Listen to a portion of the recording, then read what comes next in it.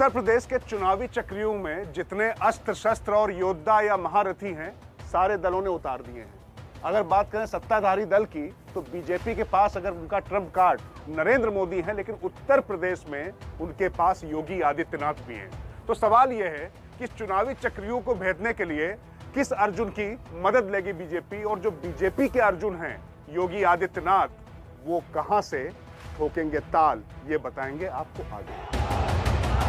बड़े नेता जब चुनाव लड़ते हैं तो न सिर्फ अपनी सीट बल्कि उस पूरे इलाके में खासा प्रभाव डालते हैं, इसलिए बेहद सोच समझकर सीटें चुनी जाती हैं। कई बार नेताओं के लिए सुरक्षित सीटें भी चुनी जाती हैं, मगर जब नेता की लोकप्रियता ज्यादा हो तो रणनीतिक तौर पर ऐसी सीट चुनी जाती है जिसका असर आसपास की चंद सीटों ही नहीं बल्कि पूरे इलाके में व्यापक स्तर पर हो। इसका सबसे बड़ा उदाहरण बीजेपी ही है, जिसने 2014 में अपने प्रधानमंत्री पद के चेहरे नरेंद्र मोदी को गुजरात से लाकर उत्तर प्रदेश में उतारा।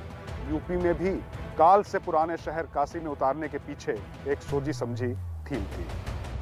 काल से भी पुराने शहर, महादेव के त्रिशूल पर बसी नगरी और मां गंगा का किनारा, महादेव का बसेरा, ये थी वाराणसी की पहचान और पूर्वांचल की अघोषित राजधानी। पश्चिम भारत से यहां पर आकर नरेंद्र मोदी ने 2014, फिर 17 और 19 में चलाई अपने चेहरे से सुनामी। तो अब सवाल यह है कि जब उत्तर प्रदेश विधानसभा का चुनाव 2022 का होने वाला है, उसमें पूरब से पश्चिम तक ये सुनामी क्या ला पाएंगे योगी, और इसके लिए क्या है उनका प्लान।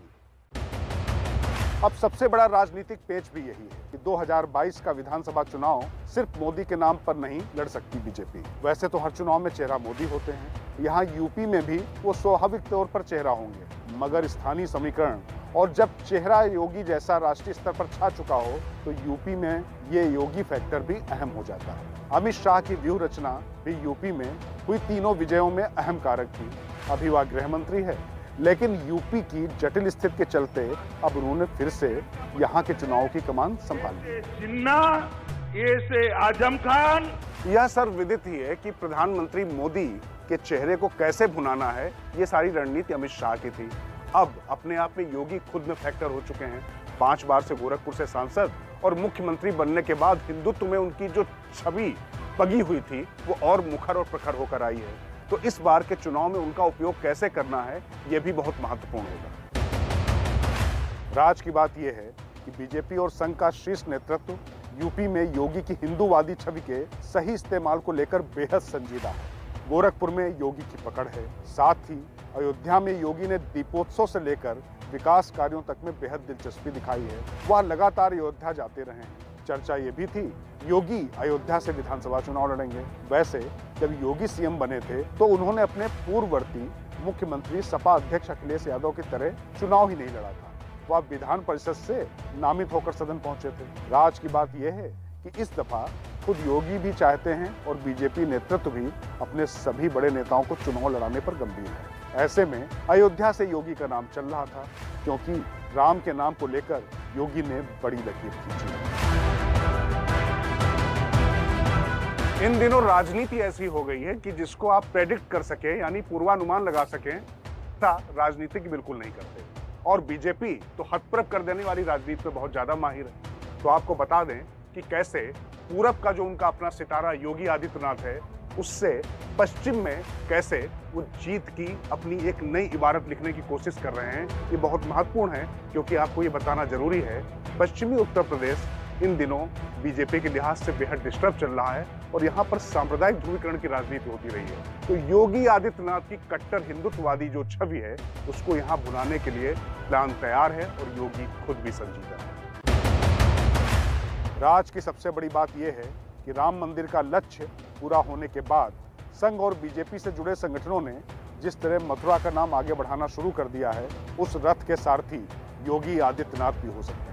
मतलब ये कि पूर्वांचल के योगी से किसान आंदोलन और जाटों के बीच उपजी नाराजगी को भरने के लिए योगी पश्चिमी उत्तर प्रदेश की तरफ रुख कर सकते हैं। योगी को चुनाव ऐसी सीट से लड़ाने की तैयारी है जो काशी और अयोध्या के समान ही हिंदुओं की आस्था से जुड़ी हो और बीजेपी की राजनीति को ताकत देने वाला एक नया दरवाजा खुल जाए। अब जो राम जन्मभूमि की लड़ाई थी, उसमें तो बीजेपी और संघ परिवार का संघर्ष गुल खिला गया और वहां पर राम मंदिर बन भी रहा है। लेकिन अब इन्होंने धीरे से मथुरा का नारा भी छेड़ दिया है। भले ही अधिकृत तौर पर ना हो, लेकिन बीजेपी और संघ परिवार के भीतर से इस तरीके के सुर उठने लगे हैं। ऐसे में पश्चिमी उत्तर प्रदेश बीजेपी के लिए बेहद संजीदा और संवेदनशील हो जाता है, क्योंकि पिछली बार पहले चरण में यहीं से जीत की सुनामी बीजेपी ने चलाई थी। संघ के एक बड़े पदाधिकारी ने इसी लिहाज से कहा कि देखिए, पूरब में काशी से मोदी हैं और गोरखपुर से योगी हैं, और जो केंद्रीय हिस्सा है यानी जहां पर अयोध्या है वहां पर काम हो चुका है। पश्चिमी उत्तर प्रदेश क्रिटिकल है, उसके लिहाज से रणनीति बनानी पड़ेगी, तो क्यों नहीं योगेश्वर की धरती से योगी हो सकते हैं।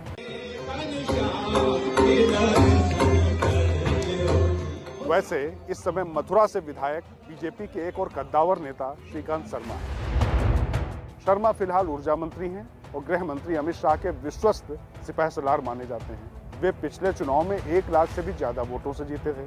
चूंकि श्रीकांत शर्मा का दिल्ली में लंबा कार्यकाल पार्टी में रहा है, लिहाजा उन्हें दिल्ली में कोई भी बड़ी जिम्मेदारी दी जा सकती है। मगर योगी के मथुरा आने से न सिर्फ हिंदुत्व की धार मजबूत होगी, बल्कि पूरे पश्चिमी उत्तर प्रदेश में एक संदेश जाएगा। मसलन जिस तरीके से कांग्रेस ने दिग्विजय सिंह को जब भोपाल से लड़ाने का ऐलान किया था, तो उसी समय साध्वी प्रज्ञा ठाकुर, जो कि जेल में थी, वहां से छूट कर आई तो उन्हें सामने लड़ाया था। न सिर्फ भोपाल बल्कि पूरे इलाके में इसका असर पड़ा। राजनीति में कोई भी फैसला तब तक नहीं माना जाता है जब तक वो जमीन में ना उतर जाए। लेकिन आपको बता दें कि जिस तरीके से संघ, बीजेपी और स्वयं योगी भी इस मसले पर विचार कर रहे हैं कि पूर्वांचल से आकर योगी पश्चिम में भी ऐसा चक्र चलाएं कि जीत का सेहरा उनके सिर पर बंध जाए।